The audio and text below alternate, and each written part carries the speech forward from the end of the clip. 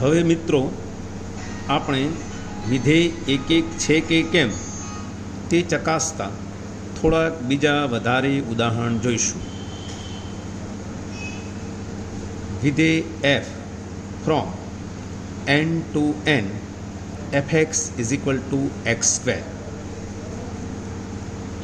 અહીં પ્રત્યેક x1 x2 belongs to n પ્રદેશ માટે fx1 બરાબર fx2 implies x1 સ્ક્વેર બરાબર x2 સ્ક્વેર implies x1 બરાબર પ્લસ ઓર માઇનસ x2 હોઈ શકે, પરંતુ x1 અને x2 બિલોંગ્સ ટુ n હોય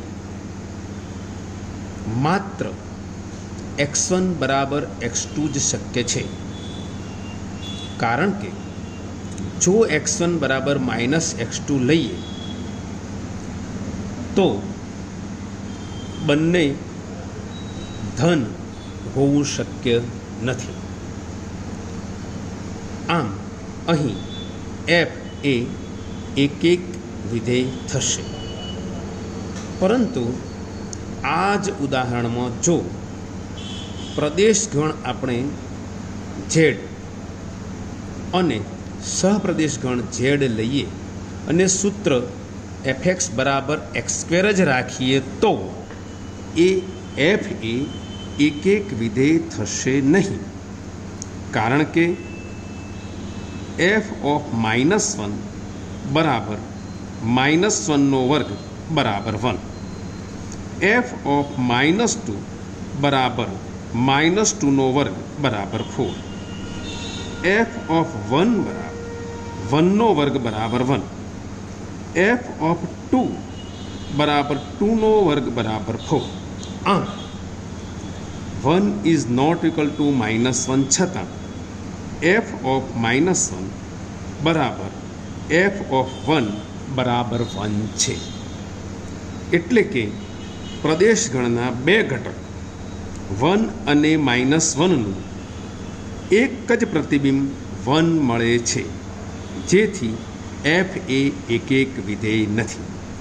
મિત્રો, બીજું એક ખાસ એ ધ્યાન રાખવાનું કે f એ એક એક નથી તેવું બતાવવા માટે આવું એક જ ઉદાહરણ પૂરતું છે. જેમ કે 1 is not equal to -1 implies f of -1 is equal to f1 is equal to 1. હવે આપણે બીજું એક ઉદાહરણ જોઈએ. ઉદાહરણ 4. f from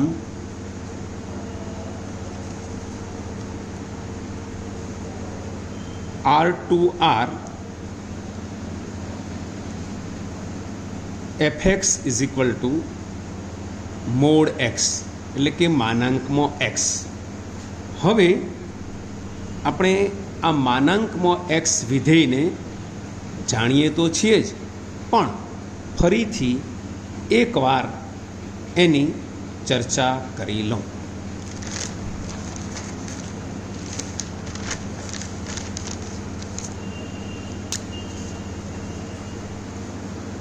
mode x is equal two x જો x greater than or equal to 0 બરાબર -x જો x લેસ દેન 0.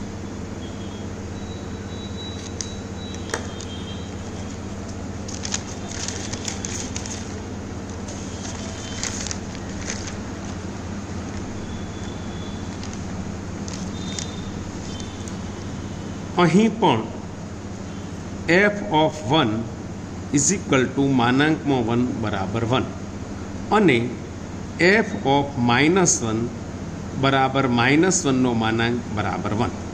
આમ પ્રદેશ ગણના બે અલગ અલગ ઘટક 1 અને -1 સરખા નથી, છતાં f ઓફ 1 બરાબર f ઓફ -1 બરાબર 1 માટે f એક એક નથી.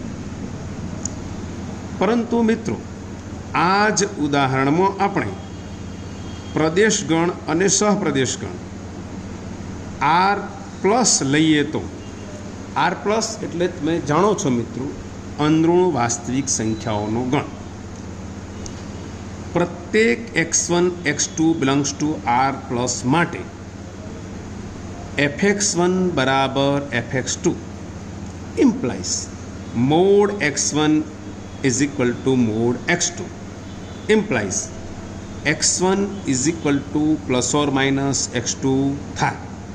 પરંતુ x1 x2 belongs to r plus એટલે કે x1 અને x2 બંને અંદરૂણ વાસ્તવિક સંખ્યાઓ હોય માત્ર અને માત્ર x1 બરાબર x2 જ શક્ય છે.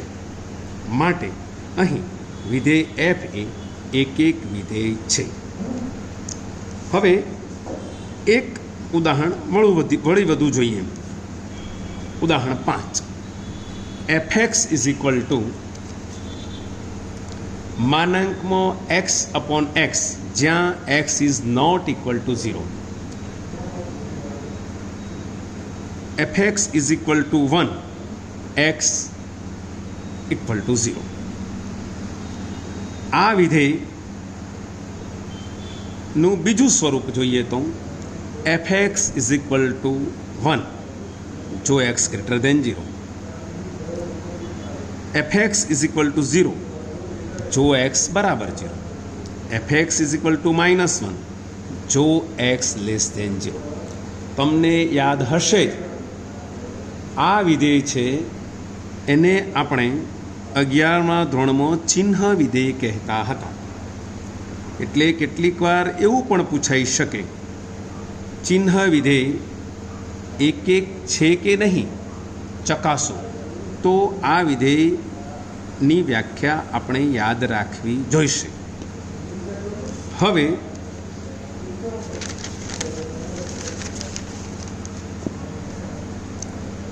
અહીં વિધેય f એ એક નથી, કારણ કે f of 1 is equal to માનાંકમાં 1 upon 1 is equal to 1. f of 2 is equal to માનાંકમાં 2 upon 2 is equal to 1. f of -1 is equal to માનાંકમાં -1 અપોન -1 બરાબર -1. f of -2 is equal to માનાંકમાં -2 અપોન -2 બરાબર 1. આમ અહીં 1 ઇઝ નોટ ઇક્વલ ટુ 2 છતાં f1 બરાબર f2 બરાબર 1. તે જ રીતે -1 ઇઝ નોટ ઇક્વલ ટુ -2 તેમ છતાં f ઓફ -1 બરાબર f ઓફ -2 બરાબર -1. આમ વિધેય f એ એક નથી.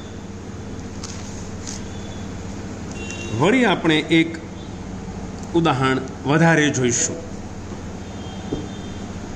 ઉદાહરણ 6 સાબિત કરો કે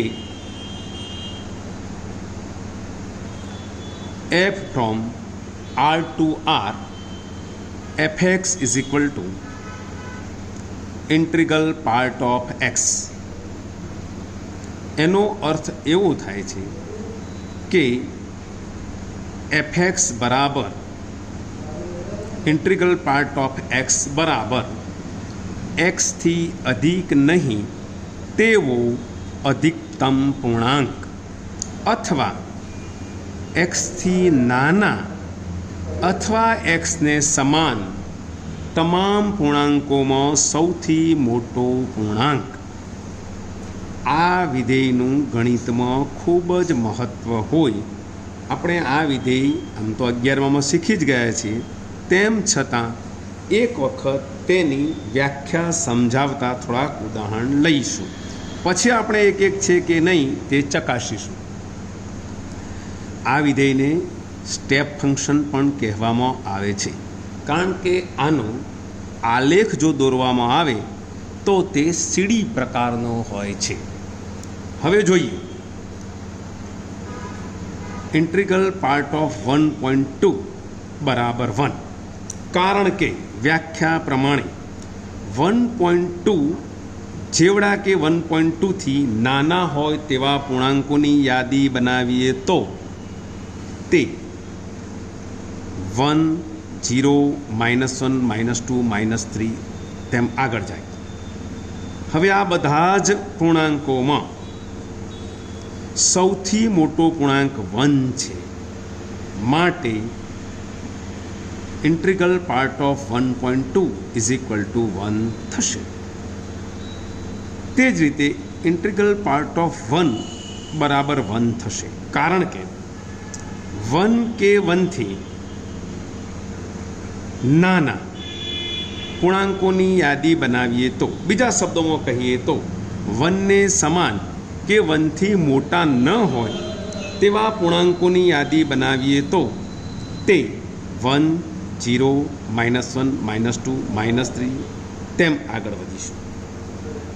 આ બધા જ પૂર્ણાંકોમાં જે 1 છે તે એને સમાન પૂર્ણાંક છે. -7 બરાબર -7. તે જ રીતે integral part of -7.999 is equal two -8. આ આપણે થોડુંક સમજીશું. વ્યાખ્યા પ્રમાણે -7.9999 થી મોટા ન હોય તેવા પૂર્ણાંકોની યાદી બનાવીએ તો તે -8, -9, -10 વગેરે આવે. આ બધા જ પૂર્ણાંકોમાં સૌથી મોટો પૂર્ણાંક -8 છે, માટે આનો જવાબ -8 આવે. હવે આપણે આ વિધેયને સમજી લીધા પછી આ વિધેય એક છે કે કેમ તે ચકાસીશું. તો જોઈએ. હવે f of 1 is equal to 1, f of 1.9 is equal to 1. આમ 1 અને 1.9 બિલોંગ્સ ટુ R પ્રદેશગણ માટે 1 ઇઝ નોટ ઇક્વલ ટુ 1.9, છતાં f of 1 is equal two f of 1.9 is equal to 1, માટે f એ એક વિધેય નથી.